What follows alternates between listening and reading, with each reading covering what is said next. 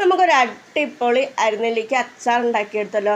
ഈ അരിനെല്ലിക്ക വീട്ടിൽ തന്നെ ഉണ്ടായിരുന്നു കേട്ടോ, വീട്ടിൽ മരമുണ്ട്. അപ്പോൾ അത് പറിച്ച് ചെയ്തിരുന്നു. എന്നിട്ട് ഉപ്പിലിട്ട് വെച്ചിട്ടുണ്ടായിരുന്നു കേട്ടോ, ജസ്റ്റ് ഒരു 1.5 മുമ്പ്. അപ്പോൾ ഉപ്പൊക്കെ പിടിച്ച് നല്ല സെറ്റായി വന്നിട്ടുണ്ട്. അപ്പോൾ അതൊന്ന് അച്ചാറിട്ട് വെക്കാമെന്ന് വിചാരിച്ചു കേട്ടോ. വെളിച്ചെണ്ണയാണ് എടുത്തിട്ടുണ്ടായിരുന്നത്. കുറച്ച് ഉലുവ ഇട്ട് കൊടുത്ത ശേഷം കടുക് കുറച്ച് തോനെ ഇട്ട് കൊടുത്തിട്ടുണ്ട് കേട്ടോ. അത് നമുക്ക് പൊതുവെ അച്ചാറുകൾക്ക് ടേസ്റ്റ് കൂടുതലായിരിക്കും അല്ലേ, കടുക് കുറച്ച് തോനെ ഉള്ളത്. പിന്നെ ഞാൻ വെളുത്തുള്ളി അരിഞ്ഞ് വെച്ചാണ് ഇട്ട് കൊടുത്തിരിക്കുന്നത്. അപ്പോൾ അതിലിട്ട് കറിവേപ്പില ഇട്ട് കൊടുത്തിട്ടുണ്ട്. പിന്നെ വറ്റൽമുളകാണ് കേട്ടോ ഇട്ട് കൊടുത്തിരിക്കുന്നത്.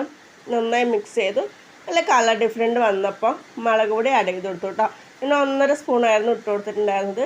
അപ്പോൾ അത് ഇട്ട് കൊടുത്ത് നന്നായി മിക്സ് ചെയ്ത ശേഷം നമുക്ക് ഓൾറെഡി ഉപ്പിലിട്ട് വെച്ച നെല്ലിക്ക അതിലോട്ട് ആഡ് ചെയ്ത് കൊടുക്കുക കേട്ടോ.